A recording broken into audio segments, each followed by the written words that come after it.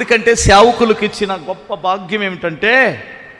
భాగ్యం ఏమిటంటే దేవుని నిబంధన మందసం మోయుటకును ఆయన సన్నిధిలో నిలుచుటకును. హల్లెలూయా.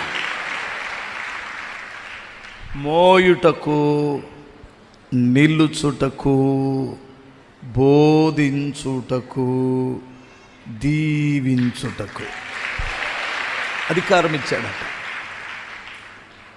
దీవించే అధికారం కూడా దేవుడు తన సేవకులకు ఇచ్చాడు. మాకు ఇవ్వనటువంటిది ఏంటంటే శపించే అధికారము దేవుడు అనుమతించలేదు. ఇది గుర్తుపెట్టుకోండి. శాపనార్థాలు పెట్టడం మా వంతు కాదు. దీవించడం అధికారం ఇచ్చాడు. నా నోటిలో నుంచి వస్తున్న దీవెన మీకు ఖచ్చితంగా ఫలిస్తుంది, శాపం ఫలించదు. ఎందుకంటే బిలాం అనేటువంటి వాడు ఇశ్రాయేలీయుల్ని శపించడానికి వచ్చాడు. అతను ఒక ప్రవక్త. శపించడానికి వచ్చినటువంటి వాడి శాపం బైబిల్ రాయబడి ఉన్న మాట ఏమిటంటే ఆశీర్వాదకరంగా మారిందట.